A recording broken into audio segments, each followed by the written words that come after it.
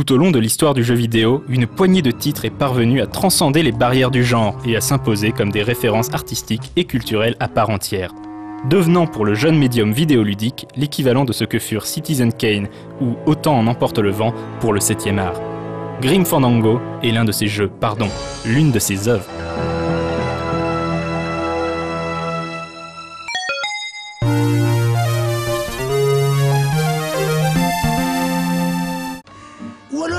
Dans les années 90, le nom LucasArts était synonyme de qualité et invariablement associé à leur genre fétiche, l'aventure graphique. Après avoir produit des classiques indémodables du point and click tels que Monkey Island, Day of the Tentacle ou encore The Dig, tout le monde se demandait comment LucasArts allait négocier le délicat passage à la 3e dimension. Les yeux des amateurs de jeux d'aventure se braquent alors sur le nouveau projet de Tim Schafer, le créateur de Full Throttle, chargé de relever ce défi. Ce sera Grim Fandango.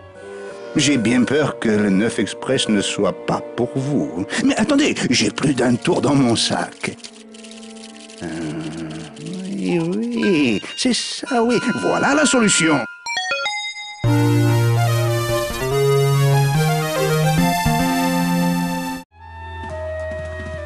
Le maître mot de Grim Fandango est identité, qu'elle soit graphique, scénaristique ou de gameplay.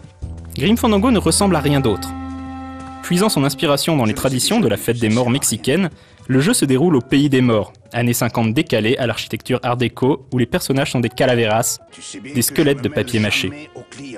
Le héros de l'aventure, Manny Calavera, suite à quelques impardonnables péchés commis de son vivant, rembourse sa dette en travaillant pour le département de la mort, une organisation dont le but est de faucher les âmes des vivants pour leur proposer des voyages vers le 9e monde, le paradis local, en fonction de la vertu dans laquelle leur vie a été menée.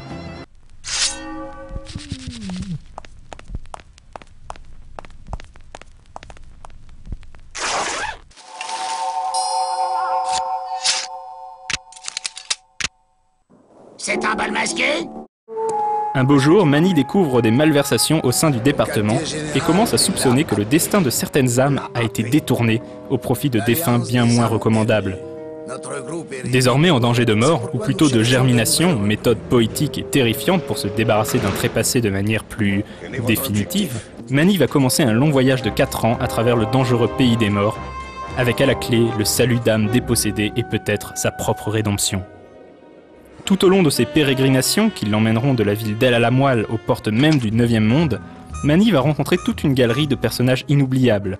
Glottis, l'énorme mécano maladroit, la vertueuse Mercedes, alias Meche, Salvador, le révolutionnaire, ainsi que des ennemis acharnés au service du sinistre Hector Le Mans. Si l'humour tient une part prépondérante dans ce scénario d'une grande richesse, la tragédie n'est pas absente. Certaines scènes, absolument sublimes de poésie morbide, parviennent même à arracher des larmes aux joueurs, ce qui n'était pas si fréquent à l'époque. Lola! Lola!